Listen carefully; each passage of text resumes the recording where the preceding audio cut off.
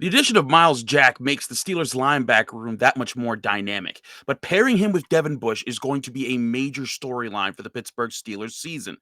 I'm going to talk about how those guys should do. We're going to look at some film, talk about how they could work together, and how Devin Bush might even improve learning from Myles Jack, or they might complement each other perfectly, or things could go very wrong and set the Steelers into a reset button on the linebacker position. We'll talk about that, the Ole Miss Pro Day, and Matt Corral chilling out with Mike Tomlin, and more about what the Steelers' plans are moving forward right here on the Locked On Steelers podcast. Joining me today will be Josh Taylor of KDKA TV. I'm Chris Carter, your host. Let's get into it. You are Locked On Steelers, your daily Pittsburgh Steelers podcast, part of the Locked On Podcast Network, your team every day.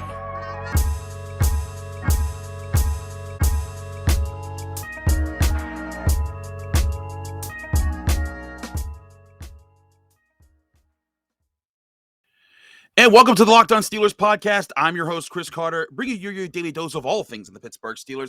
As always, you can find us on Apple, Spotify, Google Podcasts, Odyssey, and YouTube. If you're watching this video on YouTube, hit the like button on this video. If you're enjoying it, hit the subscribe button to our YouTube channel to get all of our daily content, including our breaking news segments that we do. If you want to help out the show even further, go on Apple Podcasts, leave us a 5-star review, a positive comment, do both at the same time, and you get a shout out at the end of the show. We thank you for making the Locked On Steelers podcast your first listen every day. Joining me today, as I say, is Josh Taylor. Now, full disclosure, I did record with Josh last week. We did a True long story. episode. It was like 50 minutes long. We did. It was our usual long episode. It was a ridiculous episode. And then as soon as we hung up, Myles Jack was being signed to the Steelers, and I was sitting there like, Josh, I gotta do this. I gotta redo this. And we couldn't do another show together, so I was like, I gotta do this. So, Josh, I'm sorry about that, but I'm glad to have you back here, man. But I want to get your thoughts because we didn't get to talk about Myles Jack last week. What were your thoughts on the signing and how it could change things for the defense? Let me start by, first of all, commending you, my friend, because you were the first and one of the few voices that I heard openly and publicly lobbying for the acquisition of Myles Jack. So let me start by congratulating you. I got to do that because I was the same person that was congratulating Tony on Mr. Trubisky. So I got to give credit where it's due. It is equally as, just surprising as it is, kind of, I guess I want to say it's confirmation, but it does kind of verify what we've been talking about for quite some time now. It seems like the identity of this organization, at least for the immediate to foreseeable future, is going to be they need to be more stout on defense running the ball and ball control. Mm-hmm. And I hear people saying, oh, well, it's a quarterback league. And while that may be true to an extent, even the teams that have Hall of Fame quarterbacks still to a degree had some semblance of defense and ball control, even if running the football wasn't a priority. But defense and ball control were still key elements of teams that have been successful in recent years. So, yes, having the quarterback kind of does become the crown jewel of it all. But we can go back. We've been talking about this the last 4 decades. 9 teams have won championships without Hall of Fame quarterbacks, but they had defense, ball control, for the most part, a sound, if not elite running game. So it is a recipe that has worked over time. Yes, adding a quarterback to the mix makes you a more complete team and harder to play against, if you want to borrow the Mike Sullivan term for the Penguins. But it does come back to, with this organization understanding, hey, we had a franchise quarterback for nearly 2 decades. We don't have that now, but we can have everything else in place. So when the opportunity comes back around to add that franchise quarterback to this collection, we're in place to do so. And the way that they've done it, the players that they've signed, how they've structured their salaries has been really interesting. And we'll get to that later on because it's something I think is really important in how Kevin Colbert's put this whole thing together. But adding Myles Jack to this group of guys, whether they've either brought back or brought in, it really does kind of confirm that whole theory you and I have been talking about. And they've also done it in a way that you and I didn't even expect coming, as far as not only the scope of it, but also the creativity involved also. Right. And the other thing about this is that, like, when you talk about that creativity, they found ways to find these team friendly contracts. I did think by now they would have had one splash, like, 10 million ish a year type of star player by now. And they still could get it. They still could be looking around. Supposedly Tyrann Mathieu still, in the realm of possibility there. Landon Collins. There's other guys, and there's Kazee, the safety that played for the Cowboys for a bit. There's a bunch of guys that are floating around. But when I look at the linebacker position, and this was why I thought it was very important to either address it early in the NFL draft or address it with a good free agent signing, and not a Joe Schobert guy who's like, hey, Joe can hold the fort, Joe can do the minimal here, and at least be the communicator who is in the right position, even if he's not going to win the position. But Myles Jack is a guy who can win the position more often than not. And he's very similar to Devin Bush in style type. Both run very well. Both are very agile. Both are very aggressive. And I would say Devin Bush, I think, flashes more potential in covering down the field a bit, but Myles Jack still can cover well. And I broke this down in a Carter's Classroom film study session on DKPittsburghSports.com, where you look back, Myles Jack only has 4 interceptions in his career, 3 in the regular season, one in the postseason, which was on Ben Roethlisberger. But you look back at those and you think, okay, he's not an interception machine, but he is a tackling machine. He's had over 100 tackles in 3 of his past 4 seasons. The only season he didn't have over 100 tackles in that span was a year where he missed 4 games. And the Steelers need guys who can tackle at the point of attack, play smart football, and that's the kind of thing they need here. And I said this when they signed him. The potential is he might not just be Devin Bush's partner right now, because I said all along, I think they need to get Devin Bush's partner for now. Right. But Myles Jack at 26 years old has the potential to be Devin Bush's partner or be his replacement if Devin Bush doesn't get it together this year. And I want to talk about that in the next segment, though, because Devin Bush's recovery is a big part of this. But them as a pair, having 2 guys that can flow around the field like that, and if Jack can show the field awareness, the situational awareness that he showed in Jacksonville over the years, and Devin Bush can get back to the awareness that he was showing before his ACL injury, that's 2 dangerous guys to line up in the middle of your defense. I'm glad you brought up that he had 100 tackles in 3 of the last 4 seasons, because the one thing I was going to bring up is that he's had at least 90 in 4 of the last 5, which still is not a bad number. Still a good number.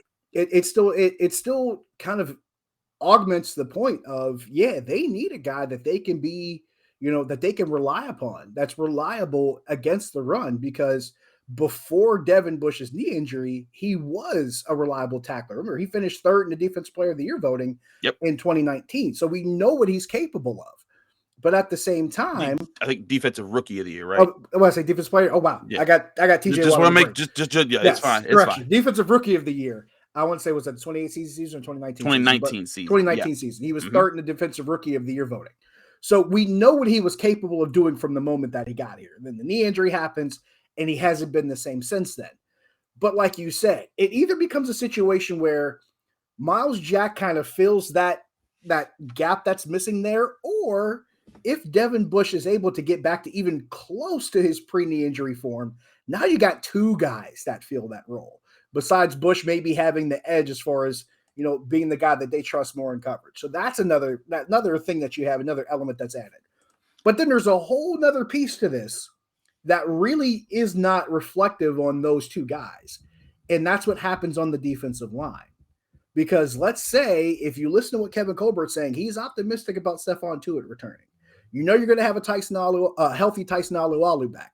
They signed Montravius Adams, which if no one else is happy about, I am, because the end of the season, I think at least 1 or twice a game, I'm sitting there tweeting, I see you, Montravius Adams. I see you, because I love the effort. I love the motor. I love what he's able to do. And he helps that defense as far as not only doing the things that are necessary in the run game, but also adding depth, which is the one thing they did not have last season. So if that's what you're looking at, that's also a big bonus to this, because the one thing this defense really lacked was a stronger presence in the run game. They were the worst run defense in the league last year. So if you're going to try to fortify that defensive line, plus bring in a guy like Myles Jack, that's a much more capable tackler.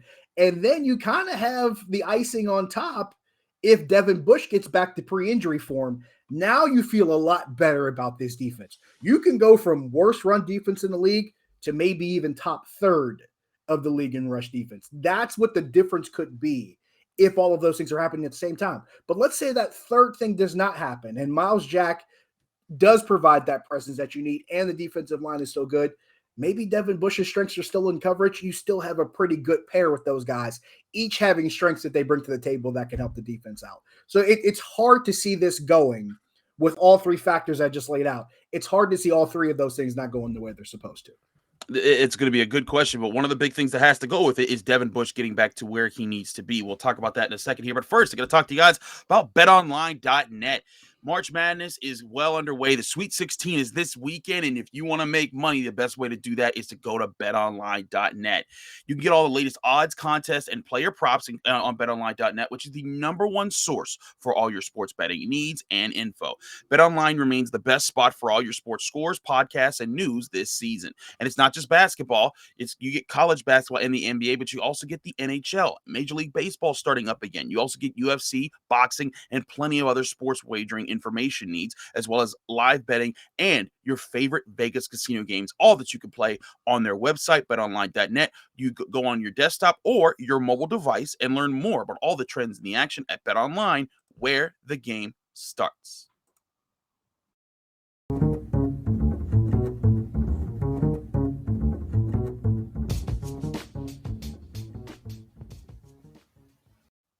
Back here on the Locked On Steelers podcast, I'm Chris Carter. He's Josh Taylor, and we're talking about the Steelers linebacker situation.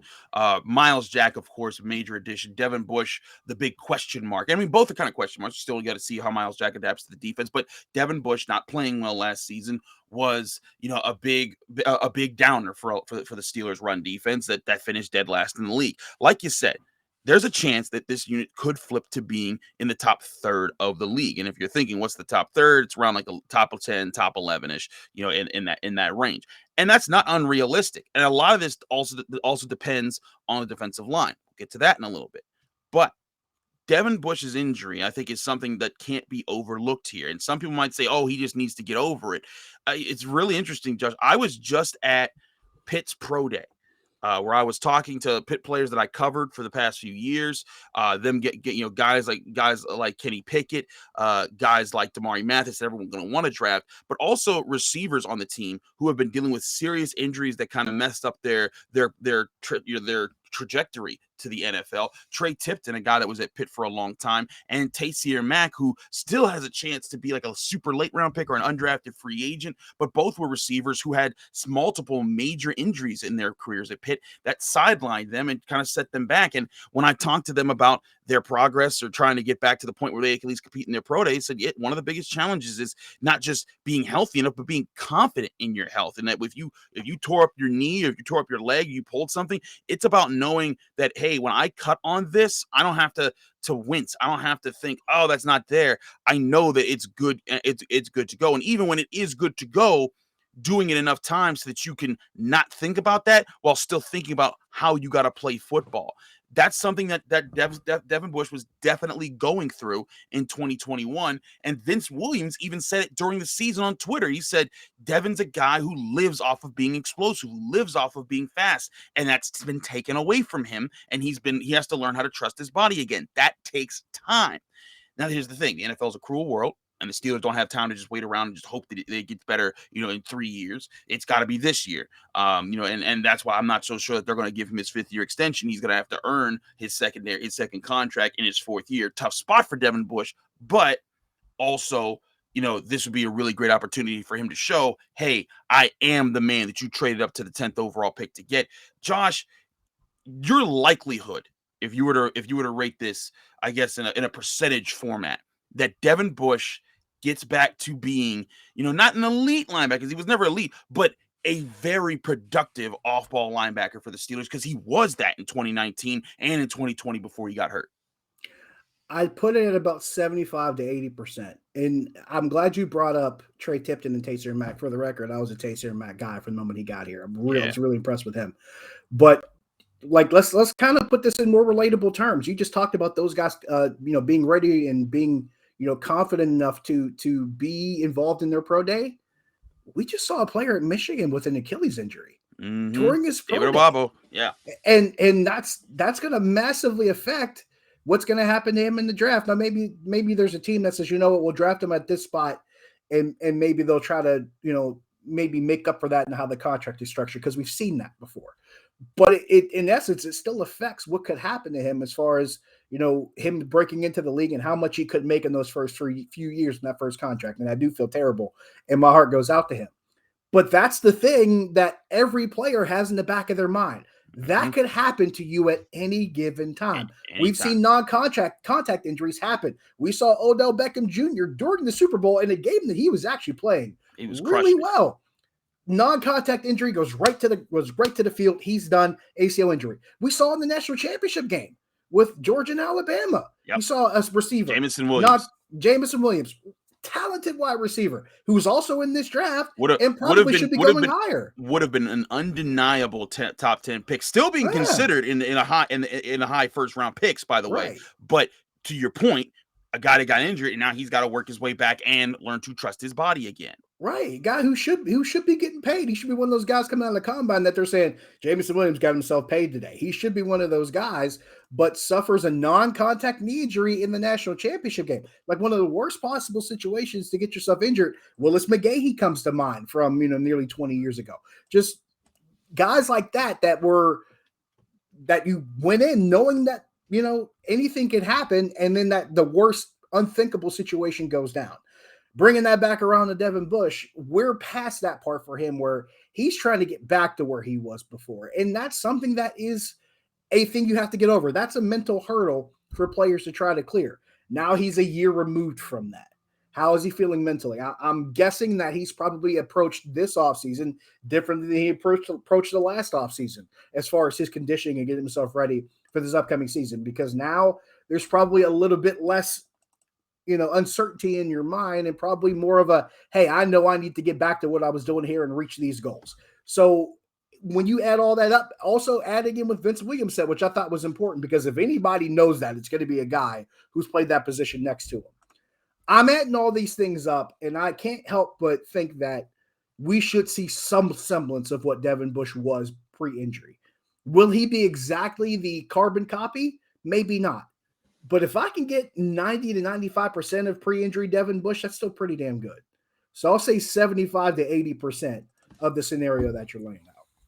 That's a very good place. I think Steelers fans would take that, because now you're giving yourself 75 to 80% of getting a really good linebacker pick. Because I'm fully confident Myles Jack is coming in. And again, when I broke down his film, Myles Jack was doing the things that Devin Bush used to do.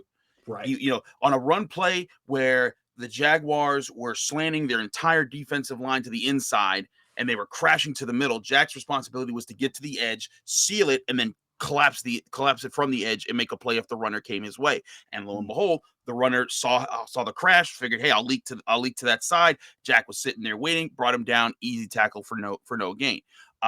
Those are the types of plays that you saw Jack make for the Jaguars. And those are the type of plays you expected out of Devin Bush. And Devin Bush, he wouldn't make Ryan Shazier, running all over the field, making amazing interceptions that would just, become the greatest highlights ever, but he was making plays as far as getting in the backfield, getting in the right spot. And he may not, he's even in his best days, he wasn't a block shedder. And that's another thing about Myles Jack, is he's not a major block shedder. The Steelers are going to need to help them and keep those guys clean. But one thing I say when people say, well, why didn't they get a guy like that?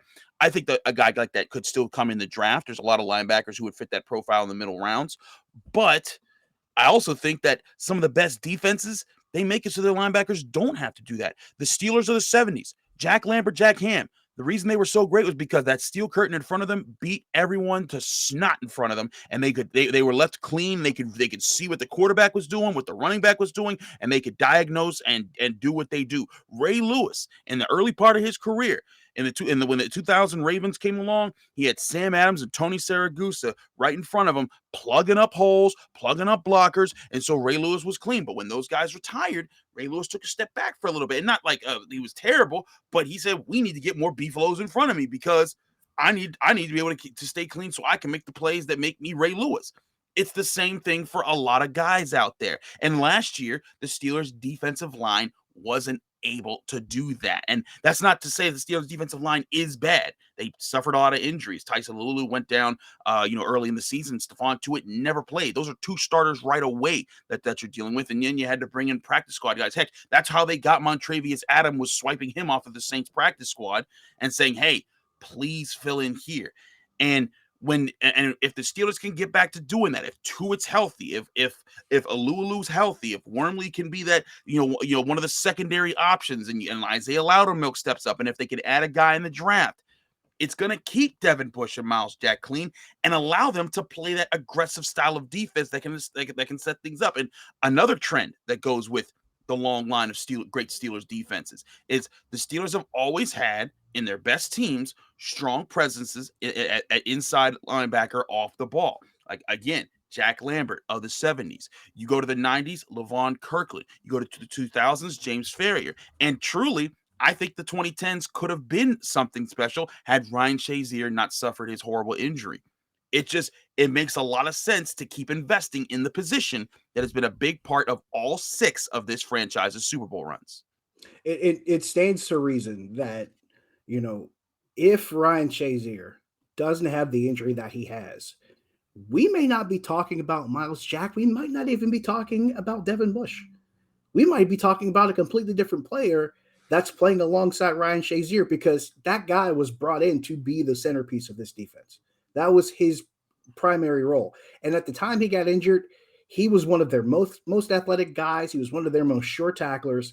He had a lot of responsibility, that between the way the defense was structured and his athletic ability alone, he took up a lot of responsibility for what guys in that defense were expected to do. Mm-hmm. So you lose that guy, you lose that centerpiece of your defense, and everything changes. Now, I know they don't play similar positions, but he reminded me, as far as the responsibility he had in the open field, it reminded me a lot of Troy Polamalu and the responsibility that he had. Ryan Clark used to always say, I got the easiest job in the world. I got to cover my one little spot, and Troy's got everything else. Because Troy Polamalu could cover so much ground so quickly and take away what might be missing from other players, and kind of take up other things that other players might normally do.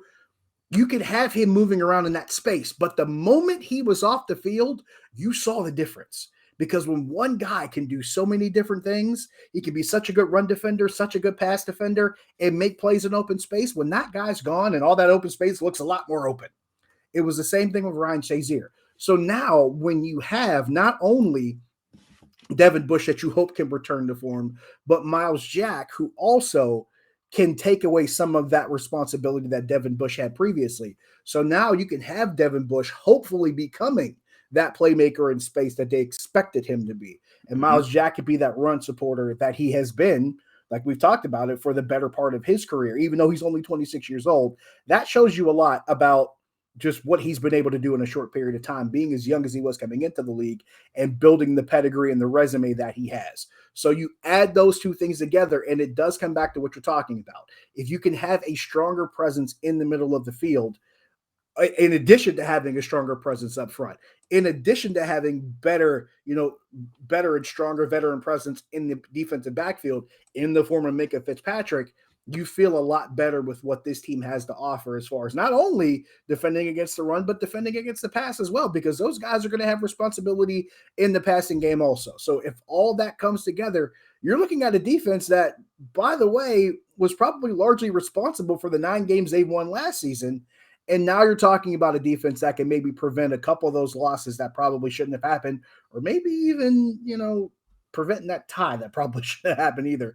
But there's a lot of things that probably shift in a different direction now, knowing that those holes are plugged, and linebacker is one of those major holes. It certainly would be, but there's a ways how the linebacker position still plays off of the groups in front of them and behind them, talking, of course, about the safeties and the defensive line. I want to talk about how that plays into the Steelers' plan moving forward right after this.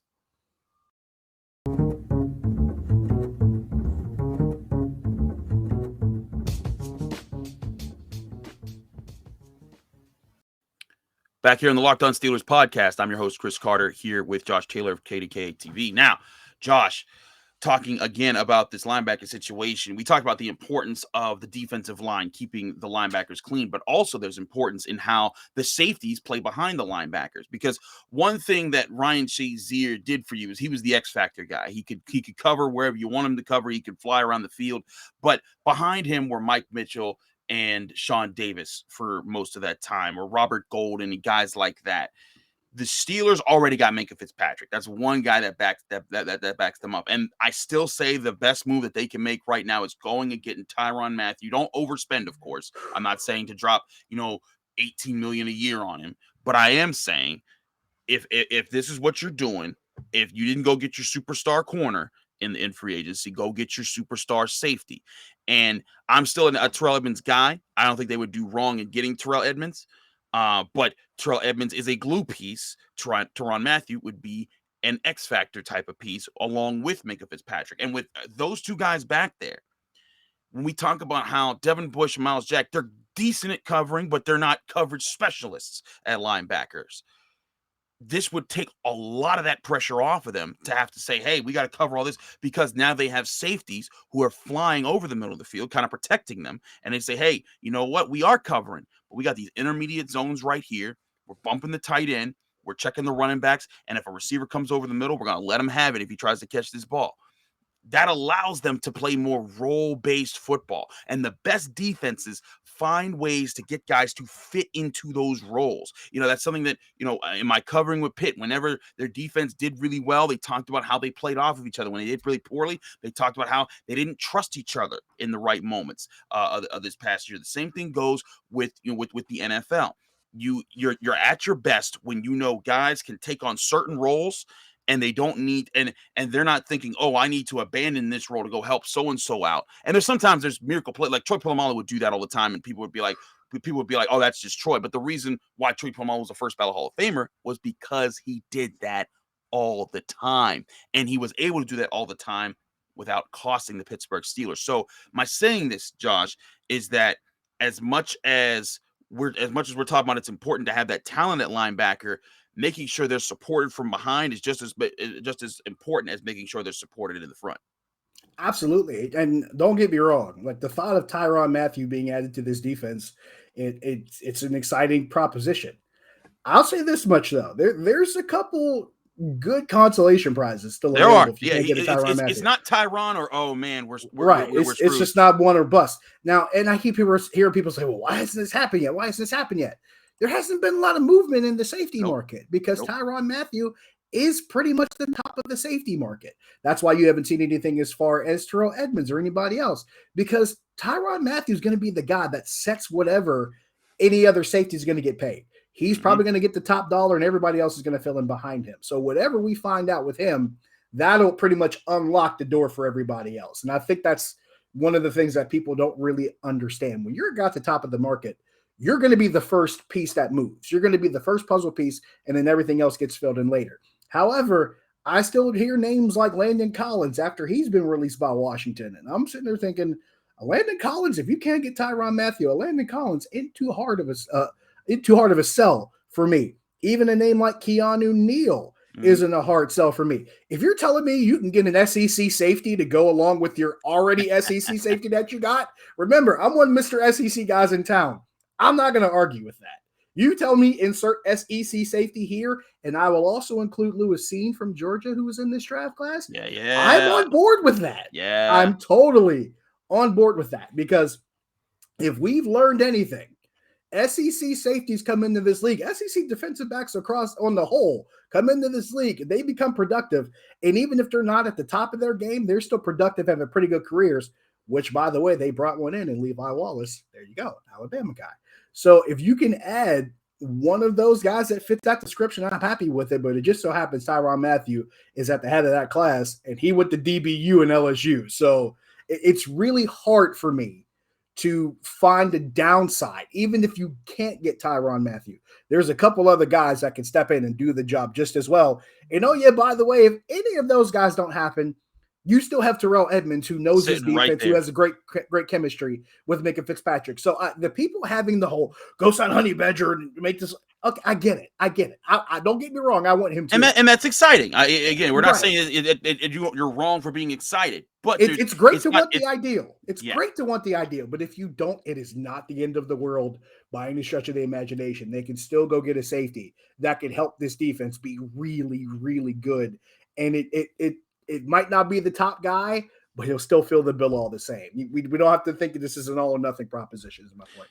Yeah, I other guys that I would consider the team looking at, Jayron Kearse. He's still floating Yes. out there. He used to play with the Cowboys. He's a bigger body. He's been able to play. He's 28 years old, so he's going to be a guy who can who can stick around for a little bit. He's experienced. He can cover tight ends. He can help you with that, and he's not really bad in coverage. Jabril Peppers is a name out there that was a first round pick, but I feel like his size and he hasn't really improved over the years. He's in a tough spot with the Giants to really show that, but I'm not sure if that's the gamble you want to go. But like if I'm ranking guys, I'm going Tyrann Mathieu, Landon Collins, Jayron Kearse, and then right there is Terrell Edmunds. If you don't get any one of those guys that could be plugins and and be like, okay, you're changing the position for us, you get one of those guys. But like you said, also there's the potential of addressing the safety position in the draft. And Lewis Cine, he's a heck of a prospect when you look at this class. Now there's Lewis Cine, there's Daxton Hill, there's Jaquan Brisker.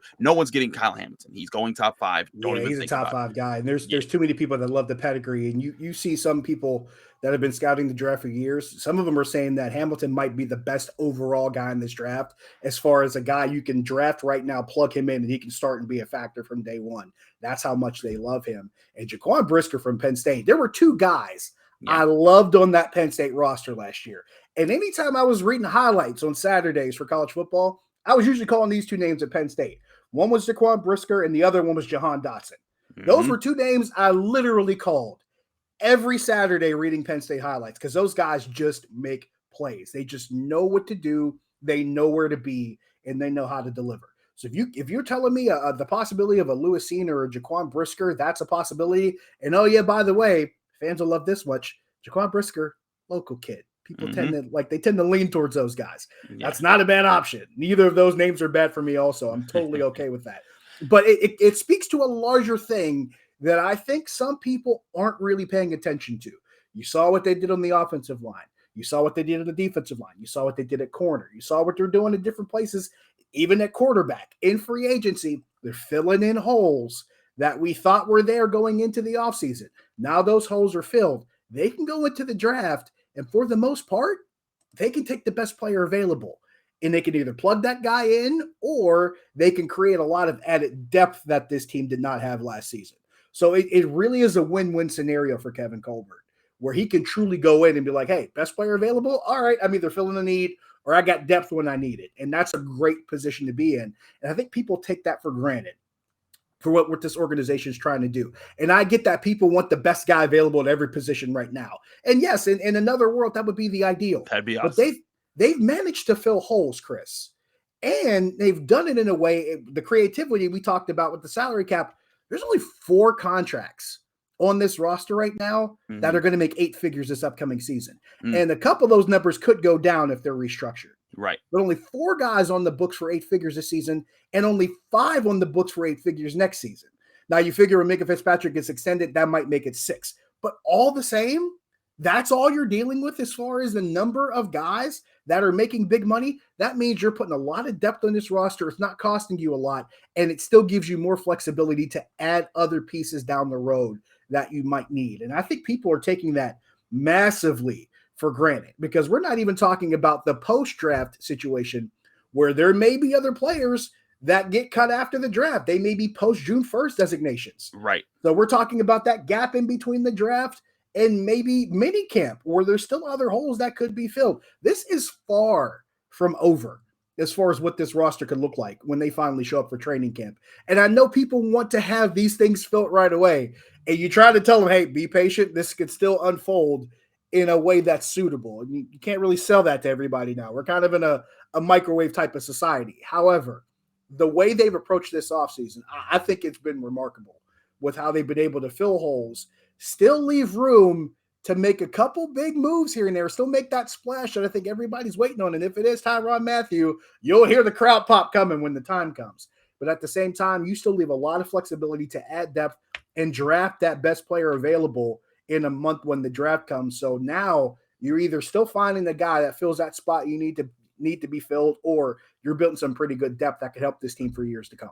Absolutely. And just another point out here. I know there's a lot of Daxton Hill people that are fans of him and what he did at Michigan. That's exciting. And Michigan's pro day, I believe, was on Wednesday. The Steelers showed up at Ole Miss's pro day in force. It was Mike Tomlin there, and you could see him cutting it up with Matt Corral.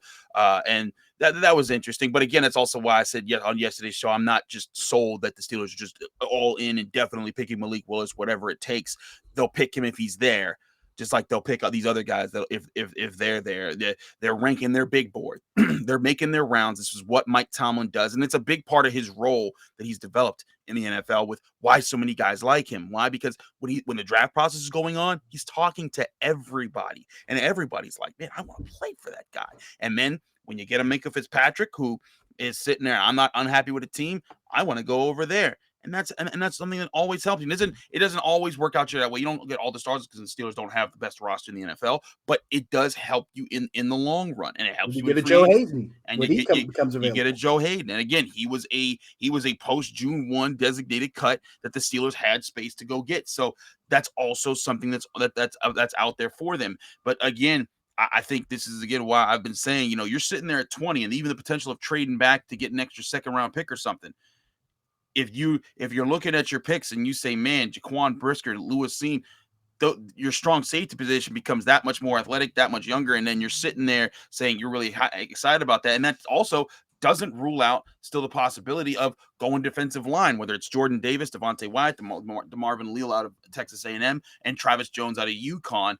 There's a lot of guys that can go there. And all of this, again, to solidify this defense to be the unit that you want it to be, young, physical, athletic, hungry, and going after and changing games for you. And you do that behind and in front of your linebackers. It helps Devin Bush and Myles Jack play that much better.